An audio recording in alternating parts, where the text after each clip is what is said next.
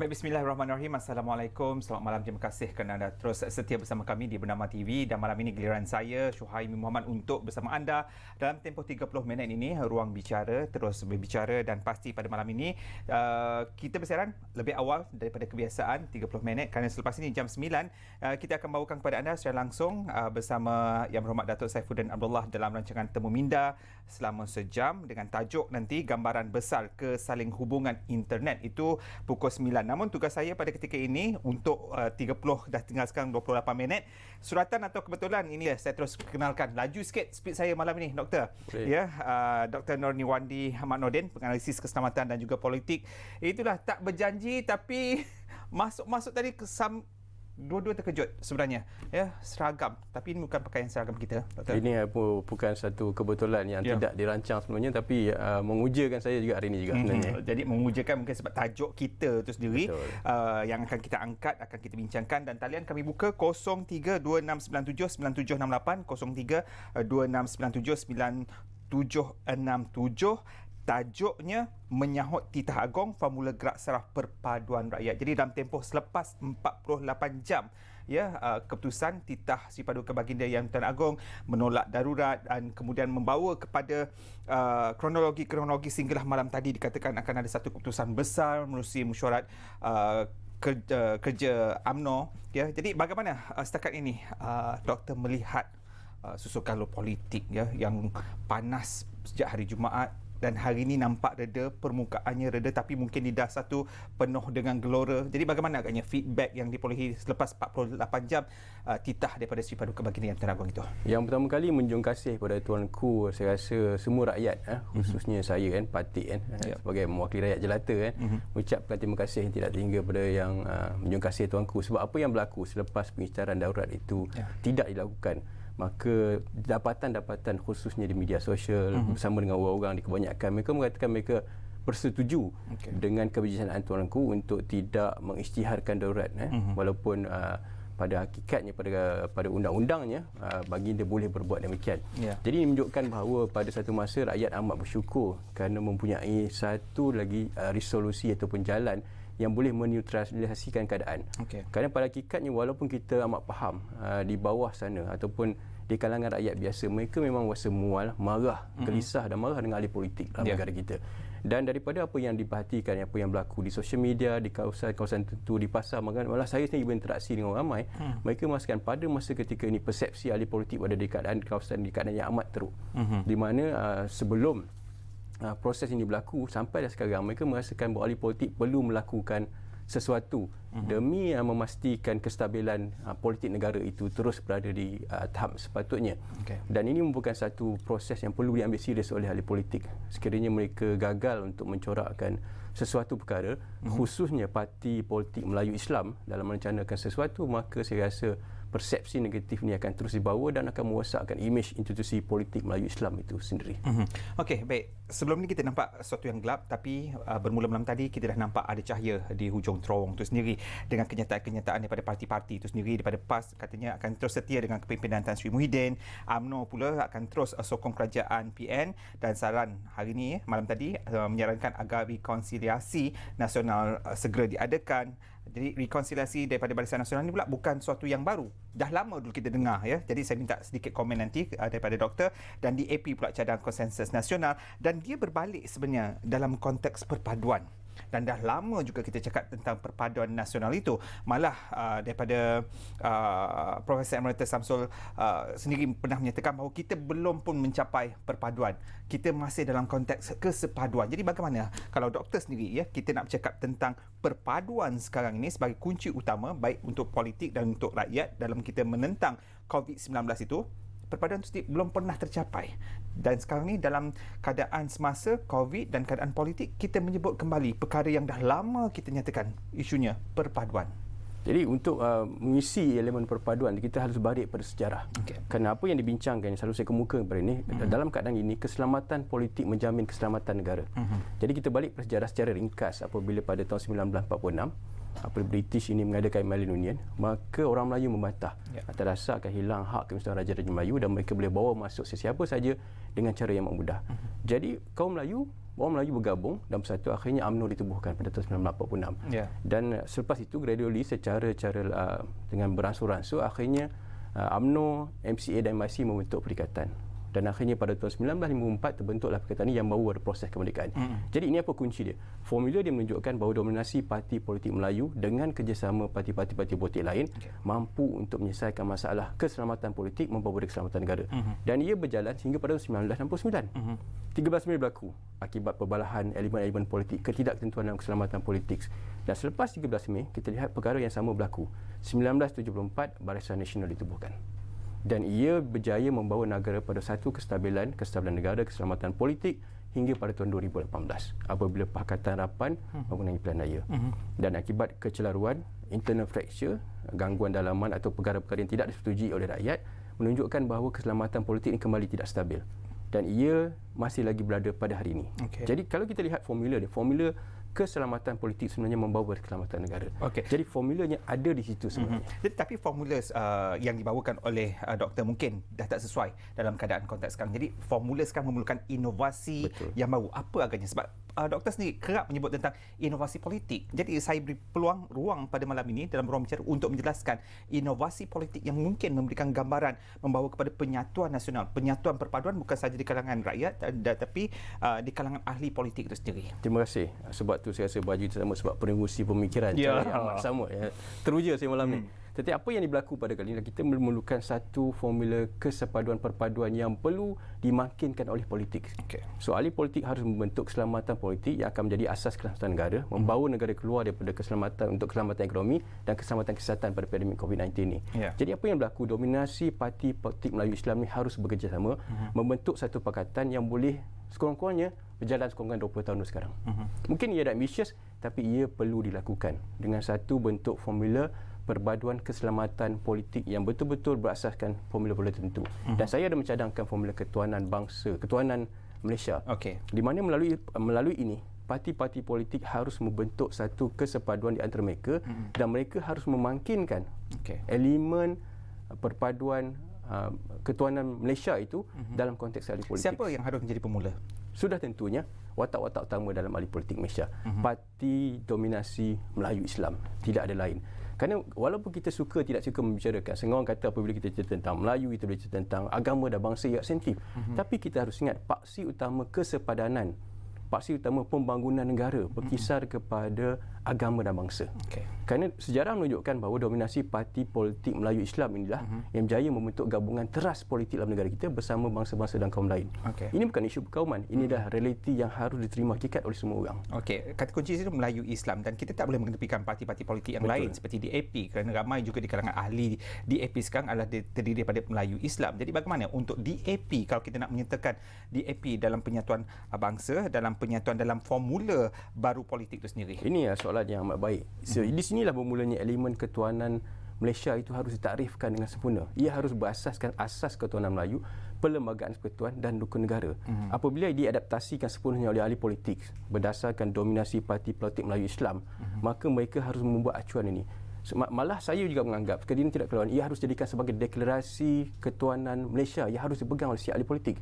Maksudnya setiap ahli politik dalam negara kita bersama dengan Bidang Kasih Tuanku, bersama dengan elemen-elemen perpaduan dalam negara harus juga mempunyai satu deklarasi. Deklarasi maksudnya mereka tidak akan menyentuh apa-apa isu yang bercanggah dengan asas ketuanan Melayu. Dan mereka harus memastikan mereka memegang teguhnya pada prinsip rukun negara dan perlembagaan persekutuan. Dan selepas itulah bahawanya dominasi parti politik Melayu Islam ni boleh membuka laluan berasaskan merit. Kerana ramai orang kata kenapa kita tidak ikut macam negara Singapura, negara-negara lain yang memakan merit untuk memilih menteri-menteri atau portfolio yang diisi oleh parlimen. Boleh berasaskan merit. Tapi merit itu hanya boleh diisi selepas mereka memahami apa itu asas ketuanan Malaysia. Dan apabila ahli-ahli politik telah sejajar dan kita dalam satu deklarasi, mungkin boleh dibentukkan perorangan. Mungkin mereka perlu mengisytiharkan deklarasi di hadapan Yang di-Pertuan Agong ataupun mengesahkan dasar di Dewan Majlis kalau untuk negeri ataupun dalam parlimen itu sendiri dengan speaker.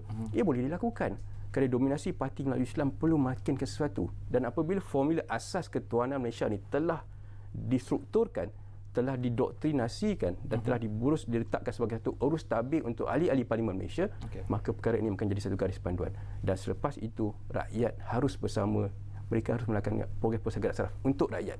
Dan pada kita ini, terlihat rakyat ada rally belakang menjunjung kasih pada tuanku.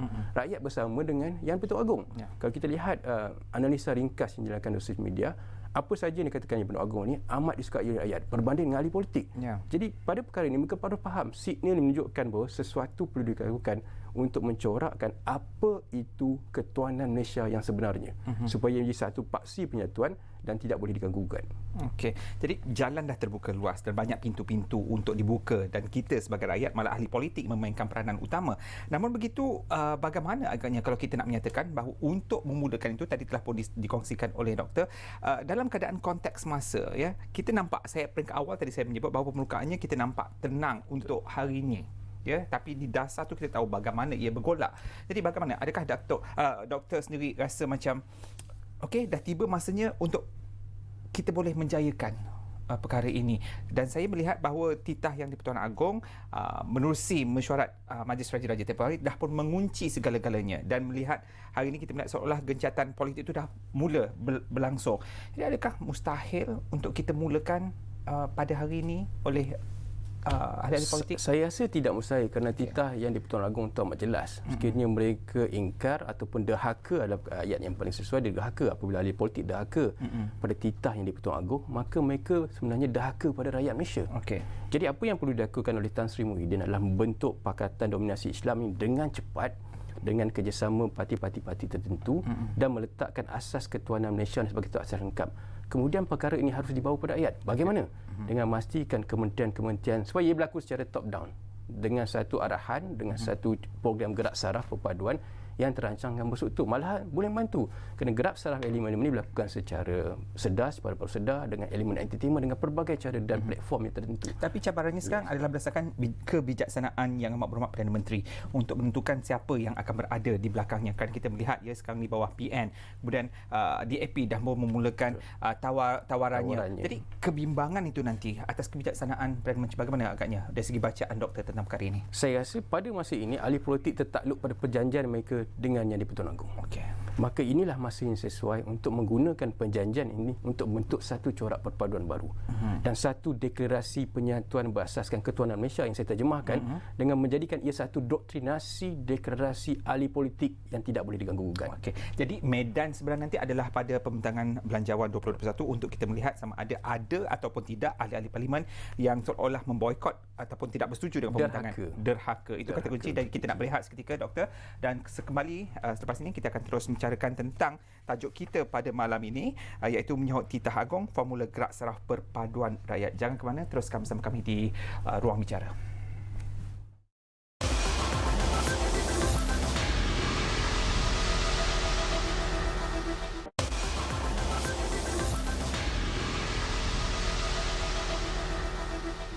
Kembali dalam Ruang Bicara bersama saya Syuhaimi, dan masih lagi kekal bersama saya untuk tempoh berbaki lebih kurang 10 minit Dr. Nor Nirwandi Mat Nordin, penganalisis keselamatan dan politik. Jadi bercakap tentang keselamatan dan juga politik, selamat ataupun tidak itu soal nombor 2, tapi kita kena meredakan keadaan politik. Bila politik reda, kita nampaklah keselamatan tu lebih terjamin, kerana kadang-kadang kita melihat keadaan politik yang tak stabil memberikan rasa tak selamat di kalangan rakyat. Kerana itu tajuk kita menyahut titah Agong, formula gerak saraf perpaduan rakyat. Jadi disebut di sini formula gerak saraf perpaduan rakyat. Apa agaknya formula-formula lain yang boleh kita bawakan? Setelah doktrinasi itu berjaya dicapai, deklarasi perpaduan berasaskan ketuanan Malaysia itu berjaya dicapai di kalangan ahli parlimen dan mereka tidak ingkar kepada deklarasi itu, maka ia harus dijalankan untuk sasaran kepada golongan rakyat. Saya rasa rakyat bersama dengan tuanku, itu tidak ada masalah. Apa yang perlu lakukan adalah memastikan doktrinasi ini diberikan kepada pelajar-pelajar universiti, kepada kementerian-kementerian tertentu, kepada kementerian perangan, kepada agensi-agensi berita, agensi-agensi tertentu, dengan mengatakan, mewujudkan balik elemen-elemen sejarah, elemen fakta dan faktual untuk menyokong doktrinasi satu blueprint. Kerana saya pernah bertanya, adakah dalam negara kita satu blueprint aras untuk perpaduan negara? Tidak ada. Jadi ini pada masanya tapi untuk kita ada Kementerian Perpaduan Negara. Ini yang perlu dilakukan oleh kementerian.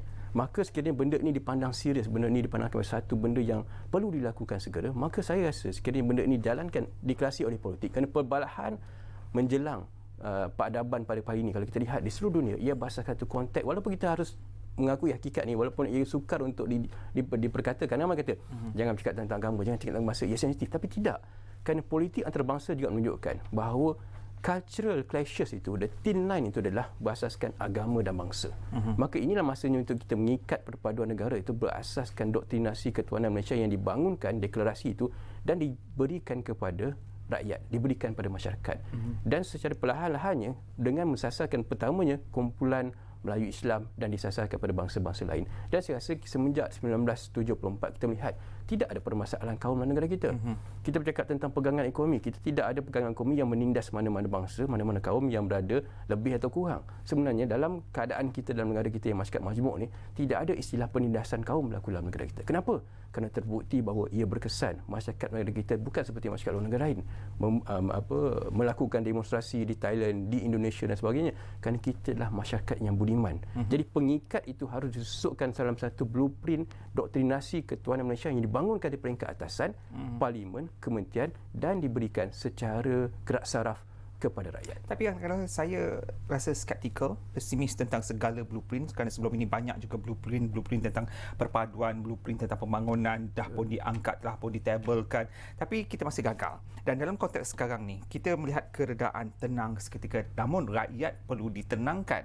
Jadi untuk aspek keselamatan, apa lagi harapan rakyat yang boleh kita dambakan sebenarnya? Saya rasa rakyat mencari satu titik pertemuan yang sekata. Kerana pergeseran yang dilakukan, yang banyak dibangunkan oleh rakyat bermula pada ahli politik sendiri. Apabila ahli politik memainkan sentimen-sentimen kertaluan berasaskan bangsa dan kaum yang tidak didominasikan dengan sempurna, maka kita lihat berlaku keruntuhan kerajaan PH. Dan pada hari ini ahli politik kembali menggunakan sentimen sama, tapi harus untuk mengikat perpaduan itu kembali. Dan kemudian ia didetonasikan pada rakyat. Kerana kita kena ingat, Malaysia terkenali dengan preventive measurement mechanism system yang cukup hebat. Kita ada SOSMA, kita ada POKA, kita ada POTA. Kita ada Atas Suruhanjaya Multimedia di bawah Akta Komunikasi Minta 98, Seksyen 233. Kita lihat bagaimana Yang Menghina Agong hari ini 4 kes siasatan dibuka. Kita ada Seksyen 502, apa-apa yang menekankan ketakutan dan ketidakwan boleh dikenakan tindakan. Kita ada Asas Hutan. Kita ada pelbagai akta yang mengikat keselamatan negara. Tapi isunya bagaimana untuk mengikat ahli politik dengan satu formula supaya mereka tidak membawa benda itu, supaya public debate benda yang tidak sepatutnya. Kerana ahli politik kadang-kadang dilihat kebal. Jadi apa yang rakyat mahu adalah supaya suara mereka didengar. Dan pada hari ini rakyat bersama dengan tuanku, dan rakyat mempunyai satu suara yang cukup kuat pada hari ini sebenarnya untuk memastikan ahli politik mengikut apa yang mereka ingin katakan. Cuma mandatnya apabila pilihan raya itu diberikan kepada mereka. Tapi sekarang dalam elemen sekarang rakyat punya satu kuasa untuk bincang. Jadi kita lihat inilah bagaimana kita membuka satu kluster-kluster perbincangan ilmiah di kalangan rakyat dengan satu doktrinasi berstruktur blueprint yang sempurna berasaskan gerak saraf. Kenapa tidak berjaya? Mungkin elemen gerak saraf kurang. Selepas ini penekanan elemen gerak saraf itu harus beri perhatian dalam bentuk proses-proses seperti ini. Kerana inilah bentuk-bentuk penyatuan kita nak. Jadi apabila ia berlaku dalam kluster-kluster di kalangan pembincangan rakyat, maka ia akan angkat. Akhirnya, seperti yang mana berlaku hari ini, ahli politik terpaksa mendengar kehendak rakyat. Dan inilah yang kita mahukan supaya pembangunan secara dua hala ni dapat mengikat perpaduan bangsa, perpaduan negara. Sekurang-kurang pada 20 tahun, kita tidak ada masalah. Ahli politik tidak berani memainkan 5 sentimen kauman dan rakyat juga terikat dengan perundangan. Jadi boleh dikatakan pada hari ini, dalam tempoh seminggu ini, nyata suara rakyat dan rakyat itu adalah raja, ada kebenarannya. Betul. Jadi kita menganggap balik apa yang dititahkan oleh Sri Paduka Baginda Yang Tuan Agong, hentikan politiking. Jadi adakah doktor yakin ahli-ahli politik kita ni dapat, ya politik itu perlu, untuk pentadbiran negara juga perlu. Namun adakah ahli-ahli politik ini dalam tempoh beberapa tempoh ini mampu berhenti berpolitik secara keterlaluan? Seperti mana yang dikatakan ahli politik, memang mereka bermain politik. Tetapi apa yang mereka perlu faham pada hari ini, rakyat melihat mereka. Sekiranya Parti Melayu Islam gagal untuk mencorakkan satu elemen perpaduan berdasarkan Melayu Islam yang akan dibangunkan bersama dengan parti-parti lain, maka mereka akan dilihat gagal oleh rakyat. Dan ini merupakan satu perterjemahan kegagalan yang akan sukar diterima oleh rakyat, kerana selama ini rakyat mengasapkan perpaduan dan kesamaan berasaskan Melayu Islam ni amat kuat dan boleh berlaku. Dan ia akan menjatuhkan imej Parti Melayu Islam dan akan mengecewakan masyarakat di luar sana yang jelas amat kecewa dengan apa yang berlaku, mual dan jelak dengan apa yang berlaku pada ini. Dan kesalahan ini tidak boleh diletakkan pada Perdana Menteri, kerana kesalahan ini diletakkan kepada semua gabungan ahli politik Melayu Islam. Dan inilah masanya untuk mereka tidak ada haka pada Yang di-Pertuan Agong dan menunjukkan mereka mampu melakukan sesuatu. Okey, Melayu Islam banyak yang doktor bawa kerap kali juga doktor sebut. Adakah ini tidak menimbulkan rasa ketakutan kepada kaum-kaum lain? Ini satu soalan yang amat bagus. Kan kita lihat sejarah membuktikan bahawa tidak ada bentuk penindasan perkauman berlaku dalam negara kita. Tapi ketakutan itu wujud. Ketakutan itu wujud akibat polemik dibangunkan sebab tidak ada satu doktrinasi perpaduan ketuhanan Malaysia yang sempurna. Kerana apabila orang membicarakan ketuhanan Melayu, mereka merasakan suatu benda yang amat pelik. Apabila orang lain membicarakan ketuhanan Malaysia, mereka menterjemahkan ketuhanan Malaysia dalam konteks hak asasi yang tidak sempurna berdasarkan doktrinasi kebaratan. Kerana kita menyepaksi ketuhanan kita sendiri, kita menjadi hak asasi manusia. 10-1 kebebasan suara, kita ada limitasi 10-2, 10-3, 10-4. Kita ada raja berperlembagaan. Kita bukan macam raja bagaimana sistem monarki di Thailand. Jadi inilah satu benda yang akhirnya pemikiran sempit yang dibawakan oleh ahli politik dan pemahaman asas ketuhanan Melayu, ketuhanan Malaysia itu tidak sempurna. Maka ahli politik bermaikat sentimen perkauman dan rakyat juga terjebak dengan sentimen, akhirnya menimbulkan ketakutan. Tapi daripada asasnya dari segi ekonomi, kita mempunyai vernacular school. Dari asas pegangan ekonomi, kita mempunyai pegangan ekonomi yang saya rasa jauh lebih sempurna di kalangan bangsa-bangsa tertentu. Jadi tidak ada sebenarnya elemen ini elemen yang dipolitikkan oleh golongan-golongan tertentu, termasuk di kalangan pembangkang, termasuk di kalangan parti-parti tertentu. Jadi apa yang perlu dilakukan, asas ketuhanan Malaysia ini perlu diterjemahkan dengan sempurna supaya akhirnya ramai sedar. Dan kita lihat bagaimana saya amat tertarik, saya lupa nama dia, dengan seorang India yang viral di YouTube apabila dia mengatakan jangan engkar pertuanku. Jadi mereka juga faham, golongan-golongan kaum lain juga faham bahawa ini adalah satu sejarah yang perlu diangkat, dimartabatkan dengan satu cara yang entertainment value lebih tinggi supaya mereka, ini sejarah, ini yang berlaku pada 1946, ini berlaku pada 1999, ini berlaku pada 1994 dan sejarah ini juga akan tercipta, ini yang berlaku pada 2020. Dan sebenarnya tidak ada istilah penindasan kaum dalam negara kita. Semua kaum telah menikmati apa yang mereka ada. Cuma ini adalah dominasi parti Melayu Islam yang berasaskan sejarah, berasaskan ketuhanan Malaysia yang dibangunkan dengan proses sejarah yang telah terbukti berkesan. Okey, kadang-kadang saya suka bermain dengan kata-kata dan juga frasa-frasa yang mungkin saya kutip dari pelbagai sumber, ya, dan daripada hukum sebab dan akibat. Hari ini kita dah melihat segala-galanya. Jadi apa lagi hikmah di sebalik apa yang berlaku pada hari ini, Doktor, untuk menutup tirai perbincangan kita pada malam ini? Hikmahnya rakyat menunjukkan, rakyat berjaya membuka imej ahli politik yang sebenarnya dalam negara kita. Dan rakyat telah berjaya menjelmakan hero sebenar dalam negara kita, iaitu menjunjung kasih yang baginda Tuanku. Jadi inilah satu pengajaran kepada ahli politik, pengajaran kepada rakyat supaya mereka harus terus bersama. Kerana pergolakan politik akan membawa pada pergeseran rakyat. Dan rakyat sudah muak mereka disabitkan dengan pergeseran politik dan akhirnya buat mereka bersekita sesama kita. Jadi inilah saya rasa kebanyakan rakyat ni, orang-orang kebanyakan yang berada di bawah, mahu supaya political elitis ini berubah dan mereka harus melakukan perubahan dengan kadar segera. Okey, dan harus ingat ahli politik juga mempunyai satu tanggungjawab, bukan saja bermain politik tapi tanggungjawab kepada pengundi-pengundi mereka, tanggungjawab kepada rakyat dan juga tanggungjawab untuk membangunkan negara. Jadi itu antara perbincangan kita dalam kita menyatakan tentang menyahut titah agung formula gerak saraf perpaduan rakyat kembali kepada perpaduan juga, dan kerana itu saya rasa Yang Amat Berhormat Perdana Menteri dah pun dapat mengesan perkara ini lebih awal, kerana untuk itu dalam kabinet baru Tan Sri Muhyiddin yang diangkat tempoh hari mengembalikan semula Kementerian Perpaduan Negara yang pernah disingkirkan pada satu ketika dalam pentadbiran negara. Jadi terima kasih banyak Doktor kerana bersama kami, dan sekali saja untuk ruang bicara pada malam ini, dan teruskan bersama Bernama TV pukul 9 nanti untuk rancangan Temu Minda. Jadi jangan ke mana-mana. Sekali saja daripada saya. Assalamualaikum.